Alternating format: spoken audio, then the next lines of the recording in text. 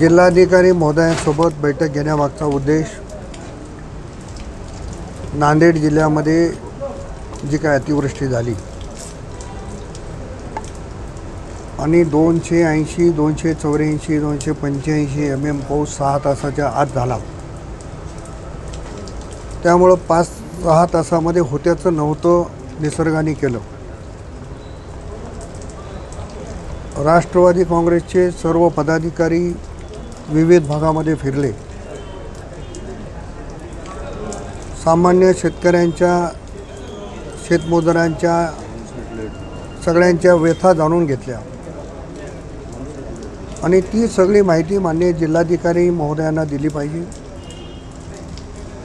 जिल्हाधिकाऱ्यांच्या मार्फत सरकारकडे तशा पद्धतीचा अहवाल गेला पाहिजे, याच्यासाठीची ही बैठक लावलेली होती। त्याच्यामध्ये अनेक मुद्द्यांचा उल्लेख झाला। नदीकाठची जी जमिनी आहेत, मातीचा थर पूर्णपणे वाहून जाऊन त्या ठिकाणी दगडाचा, वाळूचा थर निर्माण झाला आणि नदीकाठच्या शिवाय ज्या जमिनी आहेत त्या सगळ्या खरडून गेल्या। म्हणून 2 भागामध्ये शेतकऱ्यांना मदत मिळाली पाहिजे। सरकारचे निकष बाजूला ठेवून या ठिकाणी मदत मिळाली पाहिजे, ही पहिली भूमिका त्या ठिकाणी आहे। सुदैवानं त्या अतिवृष्टीमध्ये मनुष्यहानी झाली नाही, पण दुर्दैवानं गणपती विसर्जनाच्या वेळेस गाडेगावमध्ये घटना घडली। त्यापूर्वी लेंडीच्या भागामध्ये देखील अशा पद्धतीची घटना घडली।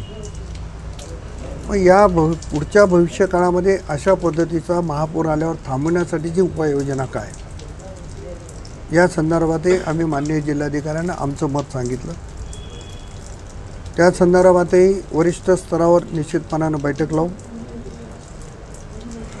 मी माननीय मुख्यमंत्री देवेंद्र फडणवीस साहेब, उपमुख्यमंत्री अजित पवार साहेब, कृषी मंत्री दत्तामामा भरणे, मदत पुनर्वसन मंत्री मकरंदाबा पाटील, महसूल मंत्री बावनकुळे साहेब, या सगळ्यांची परवा मुंबईत भेट घेतली आणि त्यांना स्वतंत्रपणे जिल्ह्याच्या वतीनं, जिल्हा राष्ट्रवादीच्या वतीनं निवेदन मी दिलेलं आहे। आता आमची CM साहेबाला आणि DCM साहेबांना विनंती एवढीच आहे की सगळ्या या संबंधित मंत्र्याची एक बैठक एकत्रित करून त्या सगळ्या विभागाच्या मार्फत ज्या काही मदती देता येतात त्या द्याव्यात आणि माननीय मुख्यमंत्री महोदय याच्यासाठी अनुकूल देखील आहेत की विशेष पॅकेज